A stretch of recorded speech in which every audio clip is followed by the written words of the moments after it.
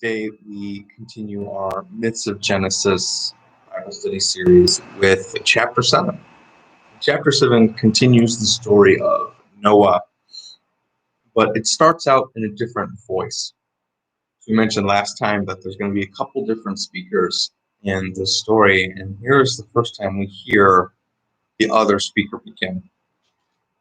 And the main difference that you hear in the voice of this other speaker is that they're very concerned with numbers. They're very concerned with what animals Noah's going to take, what kinds of animals, and how many of them. So whereas the first voice really just said, all right, Noah, you have to have one male, one female so we can repopulate everything. The second voice, the second storyteller, is telling it a little differently. They have Noah taking of every clean animal 7 pairs of male and female, and of the unclean animals only 1 male, 1 female. Well, what's going on? What is this clean, unclean thing that's going on? Well, the first author is really just trying to tell the story from a pre-Mosaic covenant, whereas the second author is telling it from a post-Mosaic covenant perspective. So in other words, the second author, the second storyteller is saying, hey, Noah's going to have to sacrifice animals to God the same way our Hebrew people in the temple sacrifice animals to God. That's just kind of the assumption inherent in the storyteller. So Noah's going to need extra animals of the clean ones, extra sheep, extra goats, all of those things. We don't need any extra pigs. Forget the extra pigs, right? But we need extra sheep and extra goats and all of these animals because Noah's going to have to offer sacrifice. The number is kind of the important piece. Noah is instructed to bring 7 pairs. Now, 7 is one of those important biblical numbers. 7, as we've already seen, is the day on which the Lord rests in the process of creation. 7 is therefore God's number. It's a perfect number. So to say that you have to have 7 pairs of the clean animals is to indicate that they're for God. Now, following that, you're going to see that God then says to Noah, 7 days from now, I'm going to bring rain down on the earth. So again, we see the number 7. This is God's perfect number. That's the time at which he's going to bring the rain. But then he says it's going to rain for 40 days and 40 nights. Now, this is the first time we see the number 40, but many of us are familiar with the fact that 40 is going to show up a lot. The Israelites are going to wander around the desert for 40 years. Jesus is going to be in the desert for 40 days and 40 nights. Catholics celebrate Lent for 40 days. What is this 40 number? 40 kind of means 2 things. It's a period of trial and test, and it is a period of God's preparation time for man. So simultaneously a period of trial for us, but also a period of preparation. So what God is saying is, all right, so it's going to rain for 40 days and 40 nights. It's also biblical shorthand for a really long time. Like, it's another way of saying it's going to rain for a long time. So 7 days, so God's time. It's literally another week of creation almost until God is going to bring the waters back. And then the length of time that God is going to bring the waters back over, that period of rain, is the amount of time that is equal in the Hebrew mind to God preparing us and bringing us through some kind of trial. So Noah is 600 years old when the flood comes upon the earth. Where's the meaning of that? Well, the number 6, at least, is the number of man. Man is created on the 6th day. Man is the last thing created on the 6th day. And 6 is just 1 short of 7. 7 is perfect. 6 is just a little bit short of perfect. So that Noah's kind of going on his 600th year is going to be entering the ark. It's kind of a symbolic representation of the idea that this is the last of man, right? This is the only man who's going to survive, and it's kind of the symbolic 6 means man. So Noah with his sons, his wife, and his sons, his wives, so essentially his family, his kids, and their wives go into the ark with all of the animals, the clean animals and the unclean animals. You know how it's still the second speaker because they're still talking about this clean, unclean distinction. Only 2 pigs, but 14 sheep, right?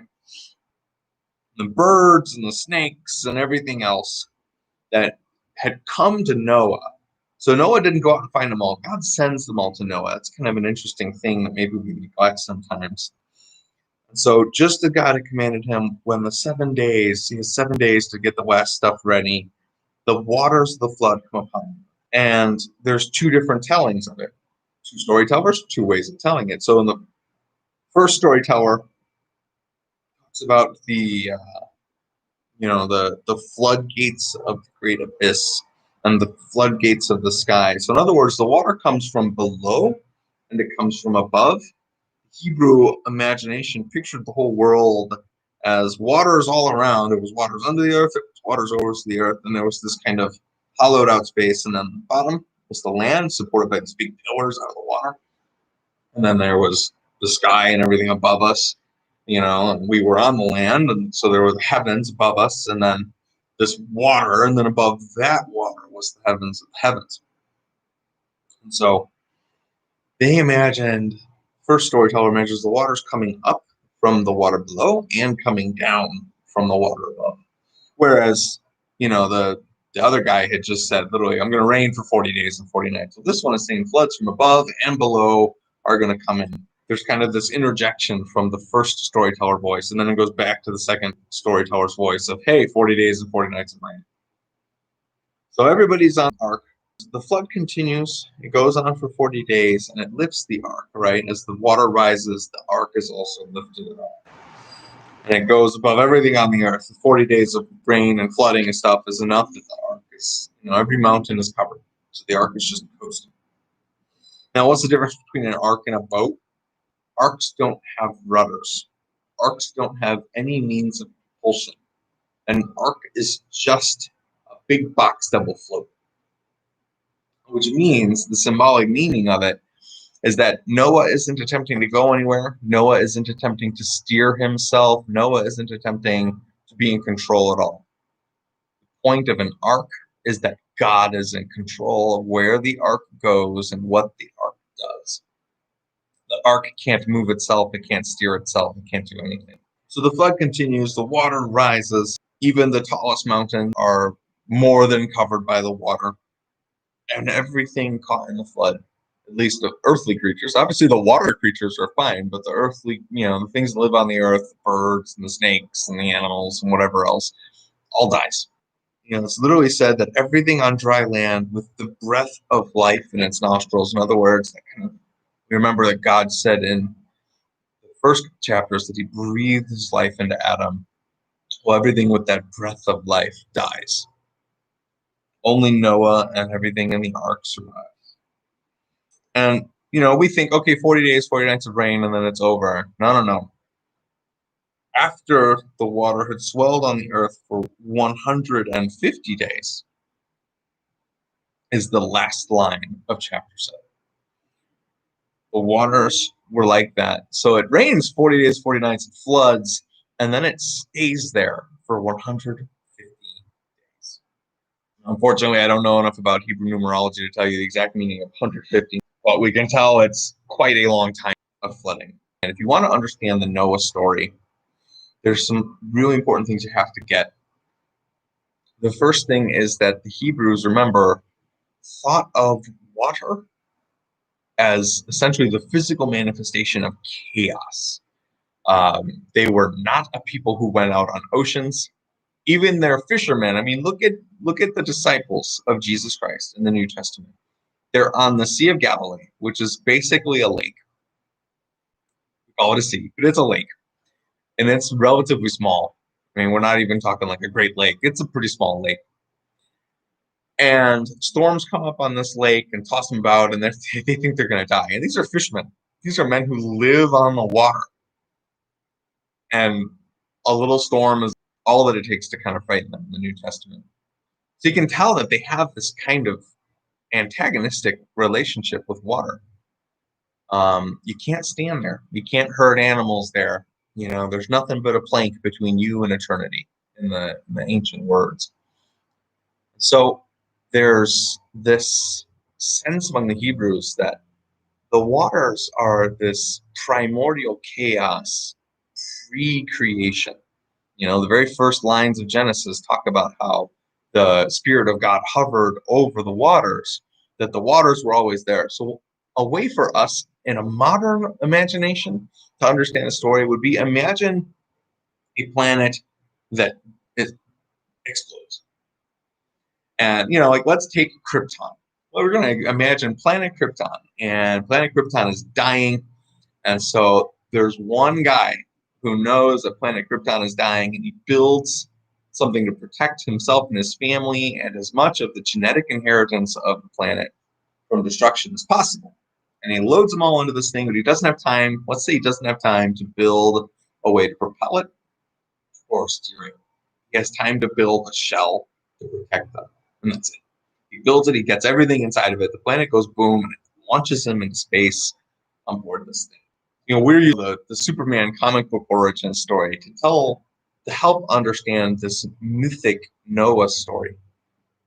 To the Hebrews, floodwaters covering the earth is about the same in terms of level of terror and meaning as if the planet exploded and the survivors of our world were catapulted into space with no means of steering, and they had to wait. That's what it meant to them. Imagine the void and chaos and unsurvivability of outer space. And that's what a world covered in the seas would mean to the Hebrews. And it's also kind of symbolically what's going on here. The world had become so polluted, damaged, destroyed, abused, that God says there's no repairing this. I have to make it new. I have to renew it, not repair it. Now, we think of the floodwaters, we think God's destroying everything. But what God is saying is, no, I want everything that I created that was good, all those animals and everything else that I created, those were good. He saves them. He makes sure that Noah and his family gets enough of everything to start over. Now, we're not talking about, genetic stock enough to completely repopulate and everything. That's not what the authors care about, right? The scientific, you don't have enough genetic, differentiation. It's all going to be inbred and have probable mutations come up. But that's not what the storytellers care about. That's not what God is trying to tell us. The storytellers care that God made sure all the living creatures were saved out of this. What God wants us to know is, one, that he doesn't just fix things that are broken, he makes them new. God also wants us to know that the means by which he makes them new, the means by which he recreates us and our world, is water. And you're going to see that theme over and over and over again. We see it here in Noah, and it's dramatic here, right? But you're going to see it dramatically told at least one more time in the next book, which is Exodus, when Moses takes the Israelites to the Red Sea, and God parts the waters of the Red Sea, and they pass through the waters out of slavery, out of Egypt, into freedom, and then they spend the number of 40 again. You're going to see, and it leads up to and involves this covenant on Mount Sinai. Well, Noah, and we'll see it in one of the next chapters, is going to have a special covenant with God as well. So what God is saying isn't that, I'm mad, I'm going to destroy you, you're also evil and bad. What God is saying is that I have to make man new again. And the way that I'm going to do it is I have this man, Noah, who found favor with me, who lived a life that was good, that was just, that was still in right relationship with God. So it's through him that I'm going to save all people through the waters of this flood. Just like Moses was going to find favor with God and lead God's chosen people through the waters of the Red Sea, Moses and Noah have these common thematic elements. So to understand Noah's story, you have to think about it in terms of they're refugees from a world that is dying. You have to understand it as God is literally recreating that world, and in the meantime is preserving the things of his creation that were good, that he's trying to save, not trying to destroy, trying to save. That's what the storyteller is trying to get across. That's what God is trying to communicate, is that God is going to recreate everything. And so we'll get there, but the next chapter is essentially going to start from where Genesis 1 starts. Not quite, but in the imagination of the Hebrew, it's going to be there. Thanks for joining us. Have a great day, and God bless.